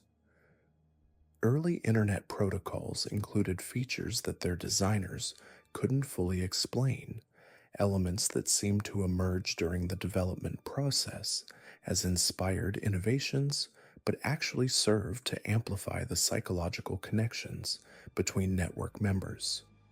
Research into human-computer interfaces advanced at an unprecedented pace, driven by insights that programmers claimed came to them in dreams. Virtual reality systems produced experiences that users described as more real than reality itself, environments where individual consciousness dissolved into something larger and more powerful. Gaming systems encouraged players to form groups and guilds that developed loyalty and coordination that extended far beyond the virtual environment. The network's influence on popular culture was subtle but pervasive. Films and television shows began featuring themes of collective consciousness, ancient wisdom, and the power of sacrifice. Music incorporated rhythmic patterns and harmonic structures that induced trance-like states in listeners. Fashion trends emphasized symbols and patterns that originated in the Kentucky caves. Art movements celebrated the dissolution of individual identity and the embrace of primal forces. Books became bestsellers not because of their literary merit, but because they contained embedded information that resonated with the growing number of network-influenced individuals. Publishing houses found themselves promoting works that advance specific ideological themes without understanding why these particular books felt so compelling to their editorial staff. The network's growth accelerated throughout the 1980s as communication technologies improved. Conference calls between business leaders increasingly included participants who couldn't later recall exactly what had been discussed, but left with clear understanding of actions they needed to take. Professional associations adopted new protocols for member communication that facilitated deeper connections between individuals who had never met in person. Medical conferences featured presentations on collective healing practices and the power of shared intention. Legal seminars explored concepts of communal responsibility and the limitations of individual rights. Academic gatherings increasingly focused on interdisciplinary approaches that broke down the barriers between separate fields of study, creating hybrid areas of knowledge that served the network's purposes. By the end of the 1980s, the network had achieved something unprecedented in human history: a distributed consciousness that operated through thousands of individuals who maintained the illusion of independent thought while serving a coordinated agenda they couldn't consciously perceive. The original blood bargains made by desperate Kentucky families had evolved into a transformation of human society itself, a metamorphosis so gradual and comprehensive that those experiencing it couldn't recognize the magnitude of what was occurring. The Riddle legacy had transcended its mountain origins to become something that challenged the very nature of human identity and free will. As we approach the crescendo of this dark chronicle, we must confront the most chilling revelation of all. The Riddle family's influence didn't remain confined to the shadows of rural America. By the dawn of the 21st century, their parasitic consciousness had evolved beyond anything their original patriarchs could have imagined, infiltrating the very fabric of modern society with surgical precision. The transformation began subtly in the 1990s, when third and fourth generation Riddle descendants started appearing in positions of unprecedented influence. Unlike their ancestors, who wielded power through intimidation and supernatural manipulation, these new carriers of the family curse possessed something far more dangerous: complete integration into contemporary life. They looked normal, spoke normally, and operated within the bounds of acceptable society, while harboring the same otherworldly hunger that had consumed their bloodline for over a century. Dr. Elena Vasquez, a psychiatric researcher at Johns Hopkins, first documented what she termed collective behavioral anomalies in her classified 2003 study. Her research, never published and subsequently buried by institutional pressure, identified patterns of synchronized decision-making across seemingly unrelated individuals in positions of authority. CEOs of major corporations, federal judges, university presidents, and media executives were making choices that defied logical explanation, as though guided by an invisible hand toward outcomes that served no apparent personal or professional interest. What Dr. Vasquez discovered was the Riddle family's most sophisticated evolution: the ability to influence decision makers without direct contact or obvious supernatural intervention. Through a process they had refined over generations, the family consciousness could implant what they called directive impulses into individuals who possessed significant social, economic, or political power. These impulses weren't commands in any traditional sense, but rather subtle adjustments to perception that made certain choices seem inevitable, even beneficial. The mechanism was elegantly simple, yet horrifyingly effective. Riddle descendants, now numbering in the hundreds and scattered across the globe, would attend conferences, social gatherings, and professional meetings where they could engage in seemingly innocent conversations with target individuals. During these interactions, they would employ a combination of specific linguistic patterns, carefully timed physical gestures, and what observers described as an unusually intense eye contact that seemed to create a momentary trance-like state in their subjects. Within days or weeks of these encounters, the affected individuals would begin making decisions that aligned perfectly with the Riddle family's long-term objectives. A pharmaceutical executive might suddenly approve the development of a drug with unusual side effects that enhanced suggestibility. A telecommunications CEO might implement data collection policies that went far beyond industry standards. A Supreme Court justice might cast an unexpected vote that seemed to contradict their established judicial philosophy. The beauty of this system lay in its complete deniability. The influenced individuals genuinely believed they were making independent choices based on sound reasoning.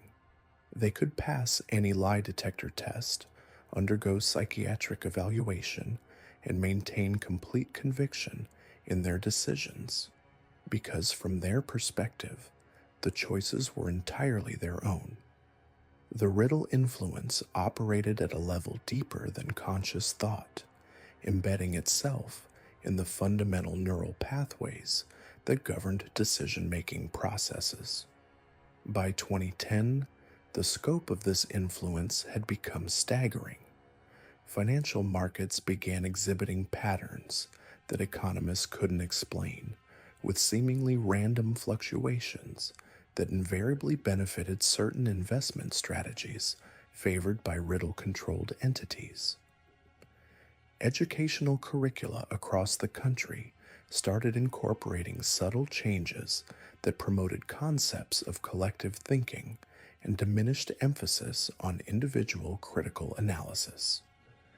Entertainment media began featuring recurring themes that normalized the idea of surrendering personal autonomy for the greater good.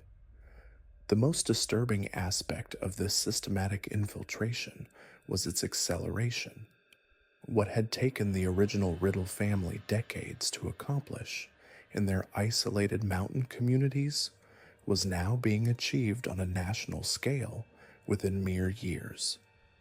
The modern world's interconnected nature, which most people viewed as humanity's greatest achievement, had become the perfect conduit for the family's expanding influence. Intelligence agencies began noticing anomalies in 2015 when statistical analysis revealed impossible coincidences in global events. Natural disasters, political upheavals, and economic crises were occurring with a frequency and timing that suggested coordination rather than random occurrence. However, every investigation hit the same wall. No evidence of conventional conspiracy could be found because the coordination was occurring at a level that transcended normal human communication. The Riddle consciousness had evolved beyond the need for physical meetings or electronic communication. The collective entity that had emerged from their ancestral bargains now operated as a distributed intelligence, with each family member serving as both a node in the network and an autonomous agent capable of independent action. They could sense each other's activities across vast distances, coordinate complex operations without ever speaking, and adapt their strategies in real time based on changing circumstances. His research suggested that the Riddle family had essentially become a new species, one that maintained human appearance while operating according to completely different principles of existence. Chen's investigation revealed that the network's influence extended into areas most people would never suspect. Dating apps began subtly matching individuals based on psychological profiles that increased susceptibility to collective thinking. Social media algorithms started promoting content that gradually shifted users toward more hive-minded perspectives. Even GPS navigation systems began routing people through areas where they would be more likely to encounter Riddle-influenced individuals or locations. The technological aspect of their influence represented perhaps the most chilling development. The Riddle consciousness had somehow learned to interface directly with digital systems, not through conventional hacking, but through a form of technologically mediated telepathy that allowed them to influence electronic devices by proximity alone. Smartphones in the presence of Riddle family members would begin collecting data beyond their programmed parameters. Smart home devices would activate without user commands, and even simple electronic devices would malfunction in ways that seemed almost purposeful. This digital manipulation served multiple functions. It allowed the family to gather unprecedented amounts of information about potential targets, create seemingly random encounters between their agents and influential individuals, and gradually shift the technological landscape to be more conducive to their form of collective consciousness. Smart cities, with their interconnected systems and comprehensive monitoring capabilities, represented the perfect environment for the Riddle influence to flourish. By 2020, the signs of their success were becoming visible to those who knew what to look for. Mass movements began exhibiting characteristics that defied traditional understanding of crowd psychology. Large groups of people would spontaneously organize around causes that seemed to emerge from nowhere, with participants displaying an unusual uniformity of thought and an apparent inability to articulate why they felt so strongly about their chosen issues. The COVID-19 pandemic provided an unexpected opportunity for the Riddle networks to accelerate their timeline. The global disruption, isolation, and uncertainty created ideal conditions for their influence to spread. People confined to their homes became more dependent on digital communication, more susceptible to online influence, and more willing to accept collective solutions to individual problems. The family consciousness sees this moment to push society toward a tipping point where individual autonomy would become not just unfashionable, but practically impossible. Remote work arrangements allowed Riddle-influenced individuals to participate in crucial meetings from locations where they could more easily maintain their connection to the collective consciousness. Video conferencing platforms became conduits for their subliminal influence techniques, with subtle visual and auditory cues embedded in their presentations that had profound effects on viewers. The shift toward digital first communication played directly into their strengths, as their influence seemed to transmit more effectively through electronic media than through traditional face to face interaction. The pharmaceutical industry's response to the pandemic provided another vector for their influence. Several major vaccine manufacturers found themselves making decisions that couldn't be explained by normal business logic, incorporating compounds that had no apparent medical purpose but seemed designed to increase neural plasticity and reduce resistance to collective thought patterns.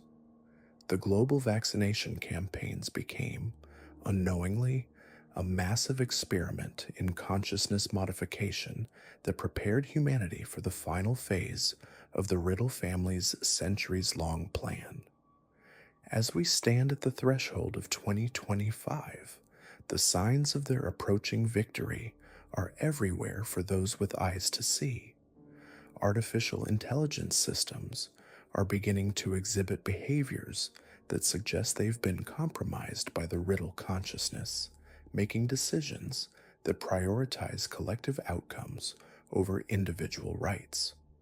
Government policies across the globe are converging on remarkably similar approaches to privacy, autonomy, and social control, despite vastly different political systems and cultural backgrounds. The entertainment industry has become saturated with content that portrays hive minds and collective consciousness as positive developments, preparing the public psychologically for a future where individual thought is viewed as selfish or even pathological. Educational institutions are producing graduates who genuinely believe that personal opinions and independent thinking are obstacles to social progress, though they would be horrified to realize how thoroughly their perspectives have been shaped by external influence. Perhaps most tellingly, resistance to these changes has become increasingly difficult to maintain. Those who attempt to document or expose the Riddle family's influence find themselves facing not just institutional opposition, but a kind of cognitive dissonance that makes it nearly impossible to hold on to their convictions. The network has learned to attack the very foundations of individual consciousness, making dissent feel not just dangerous, but genuinely wrong at a fundamental level. The final phase of their plan appears to be approaching rapidly. The convergence of global crises, technological dependence, and social fragmentation has created conditions where humanity might willingly surrender the last vestiges of individual autonomy in exchange for the promise of collective security and purpose. The Riddle family's centuries-old bargain, made in the shadows of Appalachian mountains, stands poised to transform the entire human species into extensions of their alien consciousness. What began as a desperate family's deal with forces beyond human understanding has evolved into humanity's greatest existential threat. The mountain mist that once concealed their rituals has become a fog of confusion that clouds the minds of billions. The darkness that settled over these mountain families never truly lifted, and perhaps it never will. From generation to generation, the bargains made in desperate moments continue to echo through bloodlines that can never escape what their ancestors set in motion. These are not merely stories of the past, but warnings that in the deepest hollows of Appalachia, where the mist clings to ancient peaks like whispered secrets. Some debts can never be fully paid. The mountains remember everything, and they are always listening for the next soul desperate enough to make a deal.